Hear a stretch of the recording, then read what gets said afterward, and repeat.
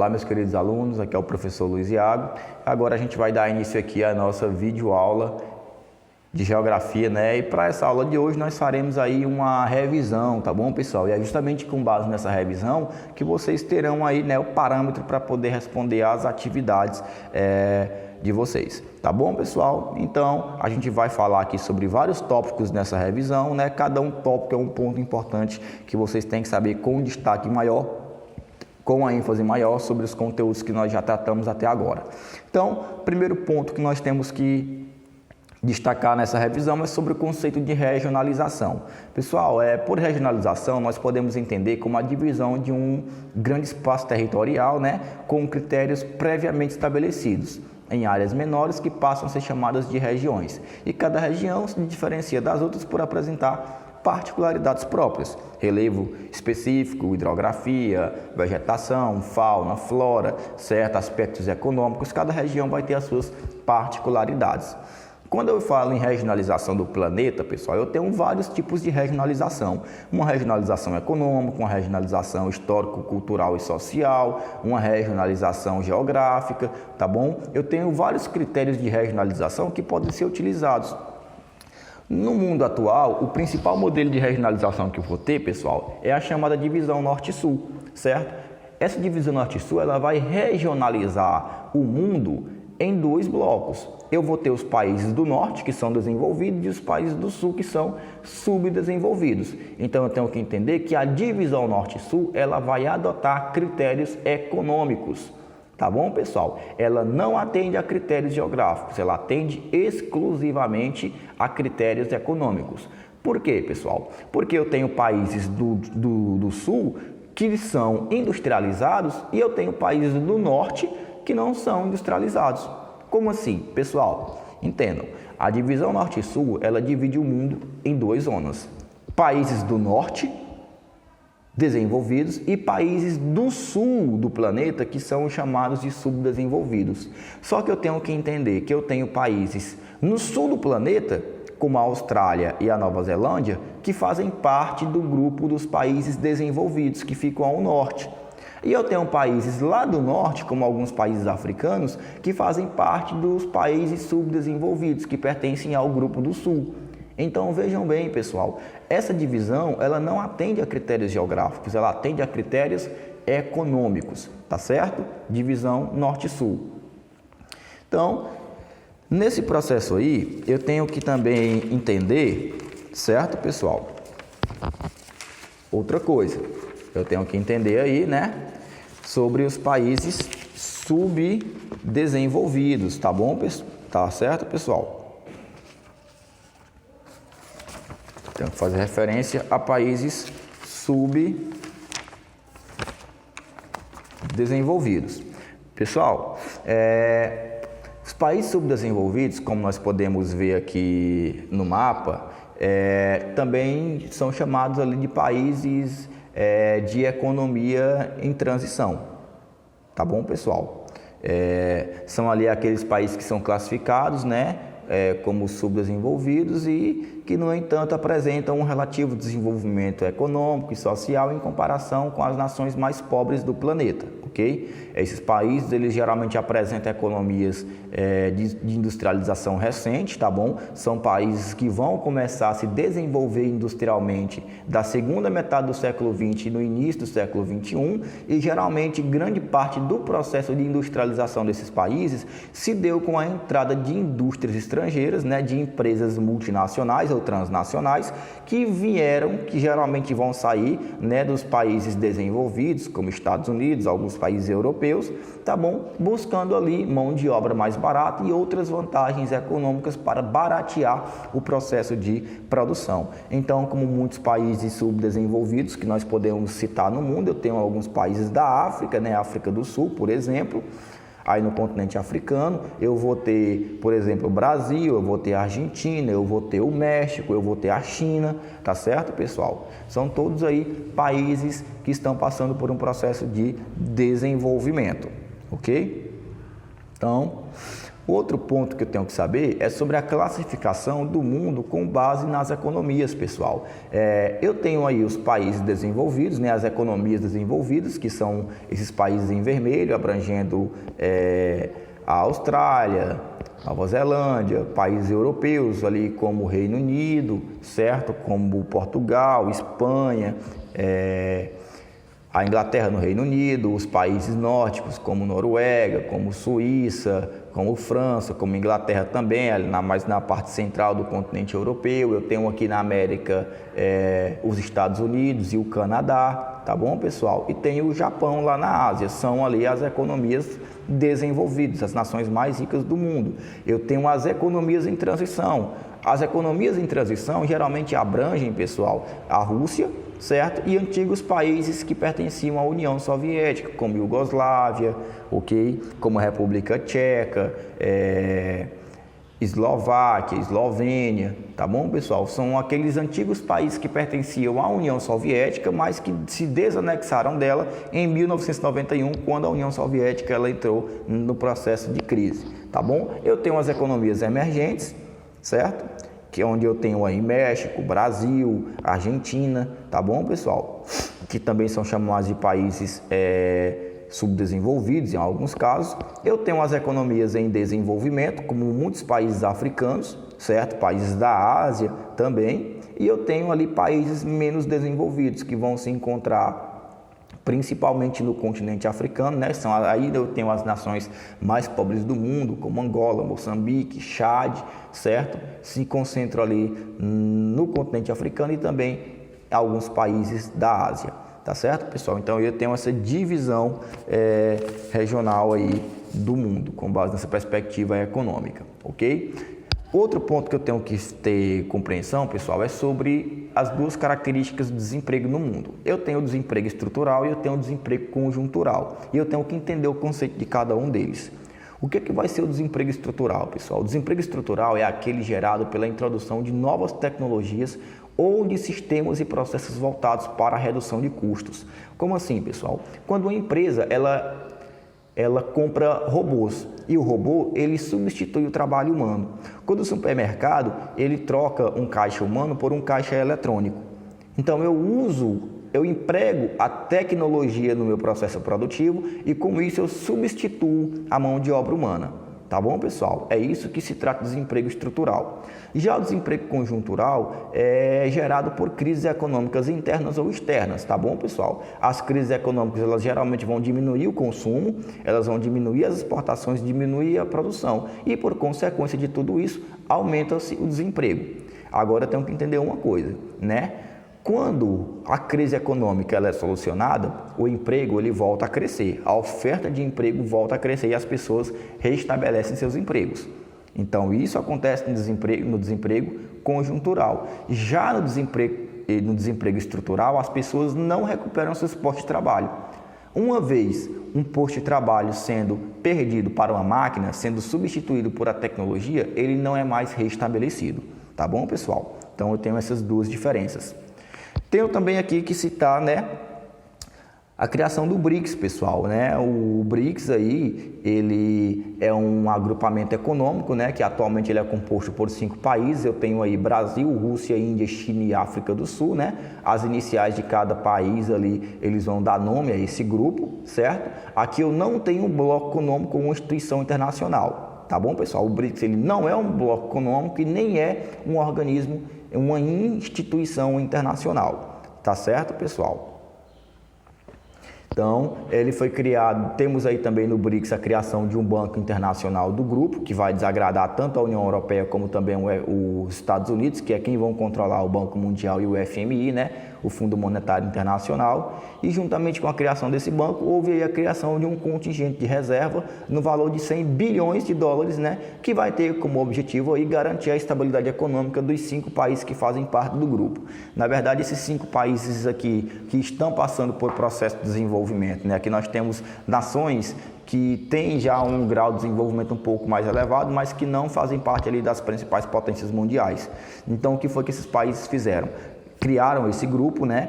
Eles mantêm relações muito próximas e com isso eles conseguem comercializar entre si, fazer acordos comerciais, fortalecendo tanto uma como outra, como as outras economias dentro do grupo. Tá bom, pessoal? Então, só lembrando aí, BRICS ele vai ser formado por Brasil, Rússia, Índia, China e África do Sul. Ele é um grupo de países emergentes, tá bom? 53% da população mundial vive nos países desse grupo e os países desse grupo, eles são responsáveis por cerca de 23% do PIB mundial quando unidos, tá bom? E os produtos que esses países mais vão comercializar são matérias-primas, são gêneros alimentícios e também artigos manufaturados, como minério de ferro, soja e petróleo, tá bom? O BRICS ele foi criado com a intenção de aproximar as relações entre esses países para que eles possam se fortalecer e no futuro, né, na perspectiva de 50 anos mais ou menos, eles consigam até mesmo vir a superar as grandes potências econômicas do mundo de hoje, que são Estados Unidos, Japão e muitos países da União Europeia. Tá certo, pessoal? Então, lembrando, o BRICS ele não é um bloco econômico, ele tem ali o caráter de uma organização internacional que aproxima países subdesenvolvidos, né? Ou então que estão passando por processo de desenvolvimento, como o Brasil e outras nações. Tá bom, pessoal? O México, ele ficou de fora do BRICS porque ele já faz parte do NAFTA, né, que é o Acordo de Livre Comércio da América do Norte, que abrange Estados Unidos, Canadá e México. E o México ele também tem uma economia mais desenvolvida do que os países do BRICS, certo, pessoal? Outro ponto que eu tenho que ter consciência aqui, pessoal, que eu tenho que fazer referência é sobre o conceito de globalização, né? A globalização a gente pode considerar como processo de aproximação entre as diversas sociedades e nações existentes por todo o mundo, seja no âmbito econômico, social, cultural ou político. Ou seja, com o processo de globalização eu vou ter a intensificação das trocas, tá bom, pessoal? Eu tenho trocas financeiras, eu tenho remessas de dinheiro sendo mandadas de uma região para outra do mundo de maneira instantânea, através da informática, através de computadores. Eu tenho uma troca de informações constantes, né?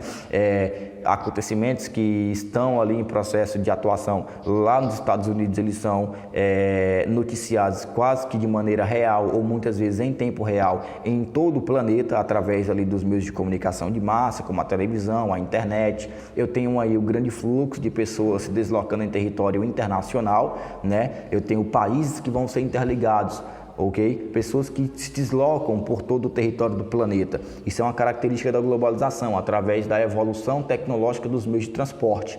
Tá bom, pessoal? Que deslocam tanto pessoas como também deslocam mercadorias por todo o planeta, fazendo com que as nações do mundo elas comercializem uma com as outras, comprem mercadorias e vendam mercadorias umas para as outras, tá certo? Então isso é uma característica do processo de globalização. E eu tenho que entender, pessoal, que esse processo de globalização vai ter tanto vantagens como desvantagens. A principal vantagem é a aproximação do mundo, certo? A possibilidade das pessoas se deslocarem do mundo, o fortalecimento das nações através do comércio internacional bilateral. Agora, a desvantagem vai ser o quê? O processo de aculturação. Geralmente, aqueles países de economia mais poderosa, como os Estados Unidos, eles vão influenciar, eles vão expandir a sua cultura e fazer com que sua cultura influencie os países menores. Então, a cultura norte-americana, por exemplo, ela pode vir a destruir traços da cultura local, daqueles países menos desenvolvidos, daqueles países menos ricos. Tá bom, pessoal? Então, isso é uma consequência negativa do processo de globalização. Outra consequência negativa do processo de globalização é que as nações menores, as nações mais pobres, elas vão ser economicamente dependentes das nações mais ricas, como Estados Unidos, como o Japão, como o Reino Unido, como a Alemanha, França, Itália, tá bom? Como o Canadá. Então, acontece esse processo de dependência econômica. Então, isso é um fator negativo do processo de globalização. Ok? O outro ponto que eu tenho que fazer referência aqui é sobre, mais uma vez, a regionalização. Eu falei para vocês sobre a regionalização do mundo em divisão norte e sul, tá bom, pessoal? Que adota um critério econômico. Eu tenho que entender que da mesma forma que o mundo ele é regionalizado, o continente americano ele também é regionalizado. Eu tenho aqui uma divisão geográfica que vai dividir a América em América do Norte, América Central e América do Sul. A América do Sul abrange os países como Brasil, Argentina, tá bom, pessoal? Chile, Colômbia, Equador. A América Central abrange ali países como o México e uma série de países que vão ficar ali vizinhos, como Cuba, tá certo, pessoal? E a América do Norte abrange Estados Unidos e Canadá, ok? Aqui eu tenho uma divisão regional que adota uma perspectiva geográfica, tá, pessoal? Aqui eu tenho, no caso, a divisão entre a América Latina e a América Anglo-Saxônica. Primeira coisa, pessoal, que eu tenho que entender, né? Essa divisão entre a América Latina e a América Anglo-Saxônica, ela vai adotar critérios históricos, culturais e sociais, beleza? Por exemplo, quais são os países da América Latina? São todos aqueles países, né, que a língua vai se originar do latim, ou seja, são todos aqueles países que vão ter colonização latina, colonização portuguesa e espanhola, colonização ibérica. Tá bom, pessoal?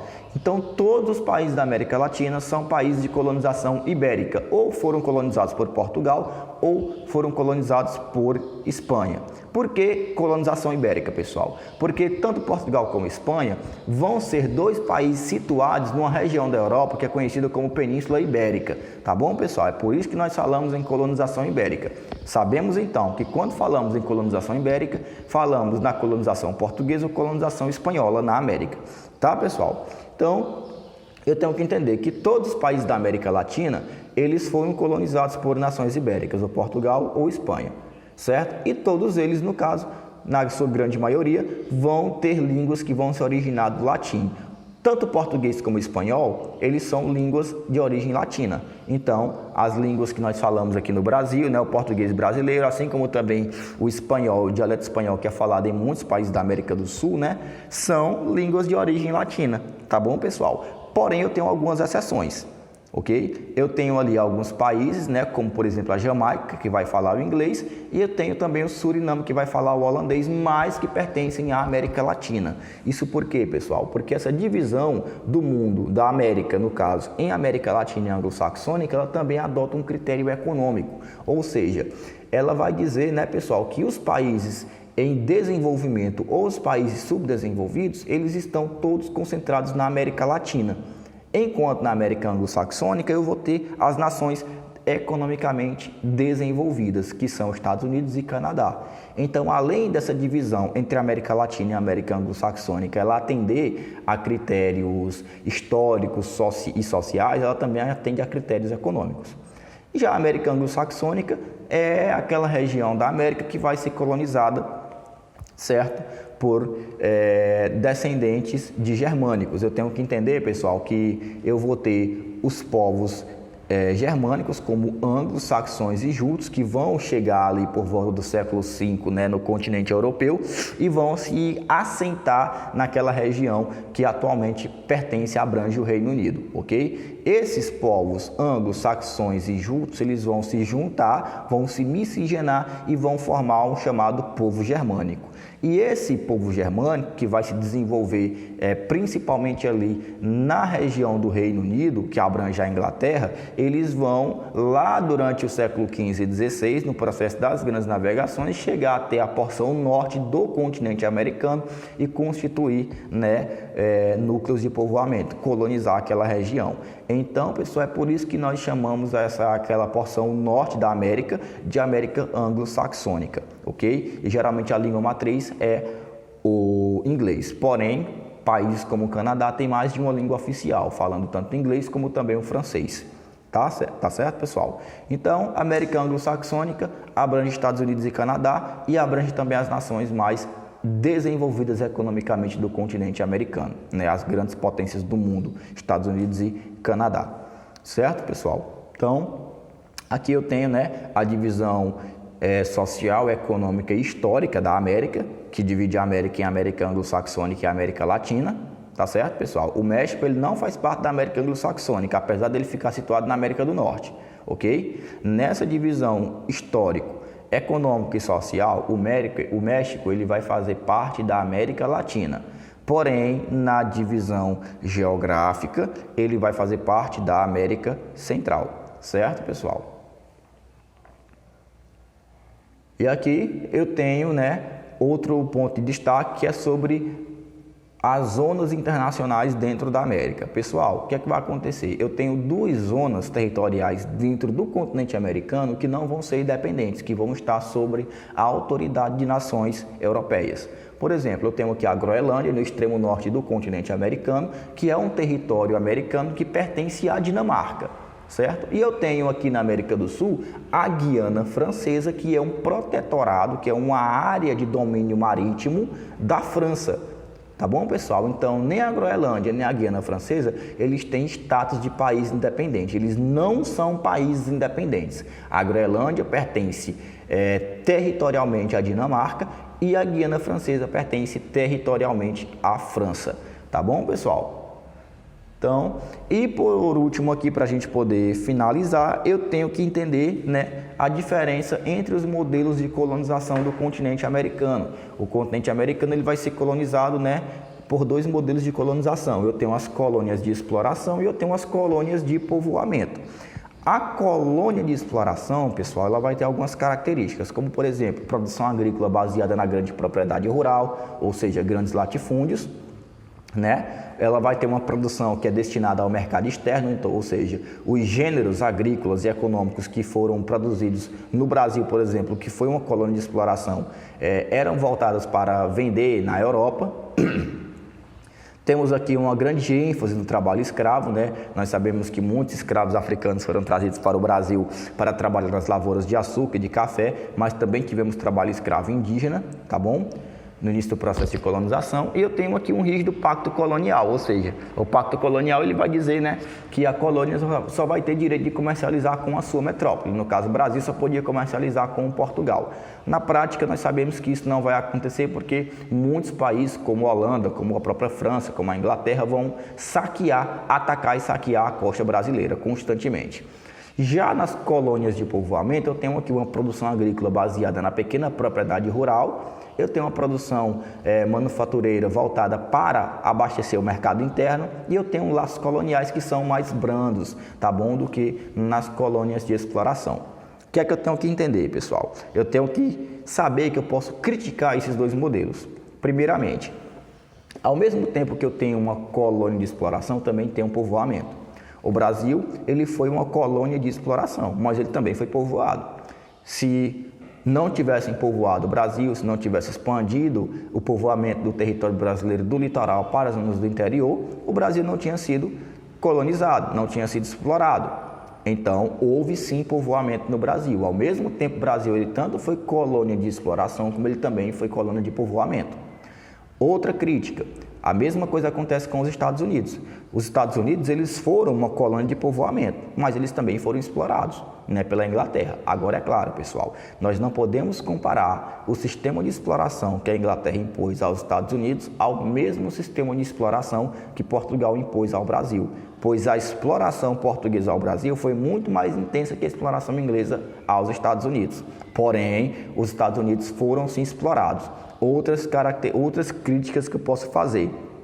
Da mesma forma que existia grandes propriedades latifundiárias no Brasil, nos Estados Unidos também vão existir. Então, nas colônias de povoamento, além de existir, certo, a pequena propriedade agrícola, também vão existir grandes latifúndios agrícolas, certo? E da mesma forma que o trabalho escravo ele foi implantado na colônia de exploração, ele também foi implantado na colônia de povoamento. Tá certo, pessoal?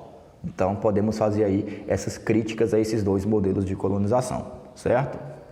Então, a gente encerra, né, a nossa aula de hoje, pessoal, e até o nosso próximo.